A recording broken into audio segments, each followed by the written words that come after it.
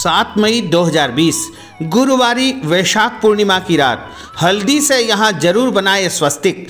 इतना बरसेगा रुपया पैसा कि आप संभाल नहीं पाओगे। मित्रों, सादर जय श्री कृष्ण। हमारे YouTube चैनल में आप सभी का बहुत बहुत स्वागत है। मैं हूं आपके साथ आचार्य धर्मेंद्र शास्त्री। आज हम आपको बताने जा रहे हैं कि 7 मई 2020 गुरुवार के दिन वैशाख माह के शुक्ल पक्ष की पूर्णिमा तिथि है और यह महापूर्णिमा यानी बड़ी पूर्णिमा मानी जाती है।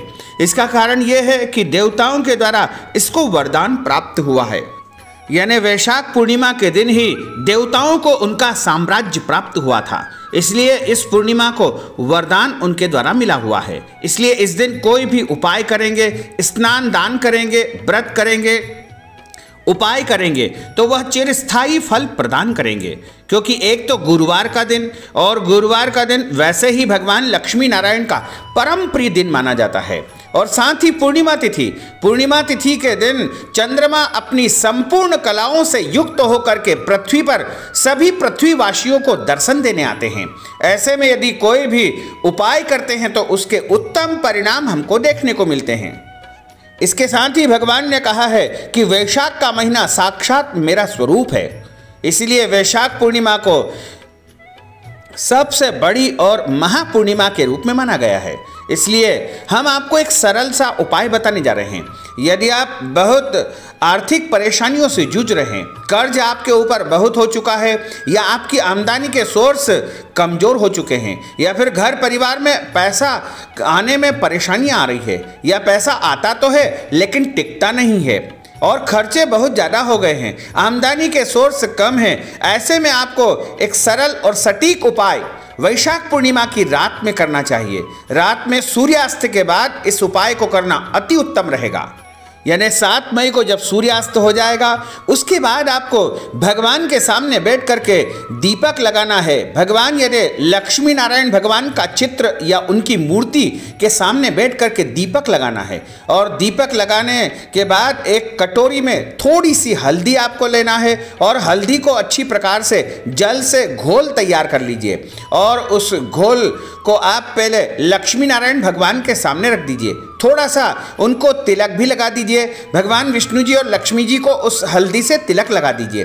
तिलक लगाने के बाद में ध्यान करिएगा, प्रार्थना करिएगा कि हे प्रभु लक्ष्मी नारायण जी, हमारे घर में सुख शांति समृद्धि बनी रहे और सभी प्रकार से हम संपन्न रहें, सुखी रहे, स्वस्थ रहे। इस प्रकार आपकी मन में जो भी कामना हो उस समय वो आप उच्चारण करके बोलिएगा जरूर, क्योंकि बोलना आवश्यक होता है। जब तक हम अपने मुंह से अपनी बात नहीं रखते हैं तब तक जो है उसके उत्तम परिणाम नहीं मिलते हैं। हालांकि प्रभु तो अंतर्यामी हैं, वो सब कुछ समझते हैं, लेकिन फिर भी उनके सामने एक बार बोलना आवश्यक होता है। बोलने से वह बात सिद्ध हो जाती है और उसका परिणाम हमको देखने को मिलता है। उसके बाद हल्दी की कटोरी आप उठाइएगा और एक ब्रश आपको तैयार करना है। यदि आपके पास कोई ब्रश ऐसा हो जिससे आप स्वस्तिक आदि बना सकते हैं तो वो आप ले लीजिए। नहीं हो तो एक तीली में, काड़ी में या एक किसी भी लकड़ी में आपको रुई लपेट करके एक ब्रश तैयार करना चाहिए। और यदि ब्रश की व्यवस्था नहीं हो तो आप अपने हाथ की अनामिका उंगली यानी जिससे भगवान को तिलक लगाया जाता है उसे अनामिका उंगली कहा जाता है। और सबसे छोटी उंगली के पास में जो उंगली होती है उसे अनामिका उंगली कहा जाता है। अनामिका उंगली से आपको यह उपाय कर सकते हैं, यानी ब्रश से भी इस उपाय को कर सकते हैं या अनामिका उंगली से भी कर सकते हैं। सबसे पहले अपने मुख्य द्वार के बाहर आपको जाना है। जैसे हम अंदर घर में प्रवेश करते हैं उसी तरह आपको अंदर की तरफ आते जाना है। तो वहाँ पर 1 मिनट के लिए आपको खड़े रहना है और मन ही मन चिंतन करना है भगवान लक्ष्मी नारायण का। और उसके बाद 1 मिनट चिंतन करने के बाद, उनका ध्यान करने के बाद आपको मुख्य द्वार के दोनों तरफ आपको स्वस्तिक का चिन्ह बनाना चाहिए।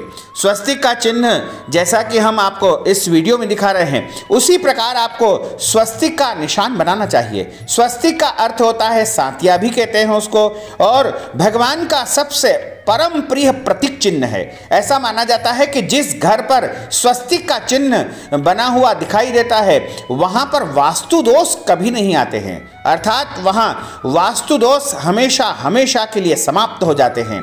तो स्वस्तिक का चिन्ह आप वहाँ पर बनाइए और उसके बाद मुख्य द्वार के दोनों तरफ बनाने के बाद आपको अंदर प्रवेश करना है। अंदर जो भी आपका कमरा आता हो पहला, उसमें किसी भी दीवार पर आप बना सकते हैं। वैसे तो पूर्व और उत्तर की दीवार पर शुभ माना जाता है, लेकिन कुछ लोगों का जो मुख्य द्वार है वह दक्षिण की ओर रहता है। ऐसे में दक्षिण की दीवार की ओर भी वो बना सकते हैं। स्वस्तिक का चिन्ह देव स्वरूप होता है और देवताओं को किसी भी दिशा से कोई कष्ट नहीं होता है। इस बात के लिए आप निश्चिंत रहे। और वहां पर आपको स्वस्तिक का चिन्ह बनाने के बाद अपने पूजन स्थल पर आना है। पूजन स्थल की कोई भी दीवार पर आप बना सकते हैं। उसके बाद रसोई घर में, किचन में भी आपको एक स्वस्तिक का निशान बनाना है। उसके बाद अपने शयन कक्ष में भी, और उसके बाद बच्चों के विद्या अध्ययन कक्ष में भी। इसके अलावा अन्य जो भी कमरे आपके घर में हैं, उन सभी में आप स्वस्तिक का चिन्ह बना सकते हैं। केवल लेट बात को छोड़ करके अन्य सभी स्थानों पर आपको स्वस्तिक का चिन्ह बनाना चाहिए। और यह कार्य आपको 7 मई के सूर्यास्त के बाद से कभी भी कर सकते हैं, जो कि अगले दिन, यानी हम जो है उदया तिथि से तिथि का परिवर्तन मानते हैं। तो जैसे कि आपका जो समय रहेगा वो इस प्रकार होगा। 7 मई को शाम को जब सूर्यास्त होता है, आपके यहाँ सूर्यास्त हो जाए, अंधेरा हो जाए, उसके बाद इस उपाय को करना है। और सुबह जब सूर्योदय होता है, सूर्योदय लगभग अभी 5:30 या 5:40 के आसपास का समय सूर्योदय का है, तो उसके पहले तक इस उपाय को आप कर सकते हैं। तो आपको उत्तम परिणामों की प्राप्ति होगी और भगवान लक्ष्मी नारायण की आपके ऊपर अद्भुत कृपा होगी, क्योंकि पूर्णिमा की रात्रि में भगवान लक्ष्मी नारायण पृथ्वी पर भ्रमण करने आते हैं। ऐसे में जिन घरों पर स्वस्तिक के चिन्ह दिखाई देते हैं, उन घरों में वो प्रवेश करते हैं। साथ ही स्वस्तिक का जब आप चिन्ह बनाते हैं, उस समय आप जो है मौन रह करके इस उपाय को करें, अर्थात किसी से चर्चा न करें, मौन ही इस काम को कर सकते हैं। यदि कोई आपको देखता है तो कोई दोष नहीं है, लेकिन आपको उस समय कुछ भी बोलना नहीं है। बस इस उपाय को करते समय धैर्य, शांति, श्रद्धा, विश्वास तथा भक्ति की परम आवश्यकता होगी। जब ये सारी चीज़ें आपके अंदर मौजूद रहेगी तो ईश्वर आपकी सहायता करेंगे और आपके अंदर एक सकारात्मक ऊर्जा का प्रवाह होने लगेगा। जब हमारे अंदर नकारात्मक ऊर्जाएं समाप्त हो जाती है, सकारात्मक ऊर्जा का प्रवाह बढ़ जाता है, तब देवी देवताओं की कृपा भी बढ़ जाती है। क्योंकि देवी देवता जब हमारे अंदर प्रसन्नता देखते हैं, क्योंकि आत्मा सो परमात्मा, आत्मा में ही परमात्मा का निवास होता है। हमें अपनी आत्मा को जागृत करना होता है और जागृत करने के लिए आध्यात्मिक सिद्धि, साधना, उपाय आदि ही कर्म किए जाते हैं। क्योंकि मनुष्य ही एक प्रकार से जो है एक सर्वोच्च प्राणी है, जो परम पद को प्राप्त कर लेता है और देवत्व को सिद्ध कर लिया है। कई ऐसे दिव्य मनुष्य हुए हैं जिन्होंने देवत्व को सिद्ध कर लिया है। इस पृथ्वी पर कई ऐसे उदाहरण हैं जिन्होंने देवत्व को सिद्ध करके समस्त सिद्धियों को प्राप्त कर लिया है। तो यदि आप भी चाहें तो श्रद्धा, भक्ति, आस्था और विश्वास के साथ में इस उपाय को करते हुए अपने मन में सकारात्मक ऊर्जा रखें, विश्वास रखें और इस उपाय को करने के बाद जो हल्दी आपकी सेज बचती हो उसको बाहर आपको नहीं डालना चाहिए। उसको मंदिर में या भगवान के सामने आपको रख देना चाहिए, क्योंकि वह भगवान की प्रसादी हल्दी है।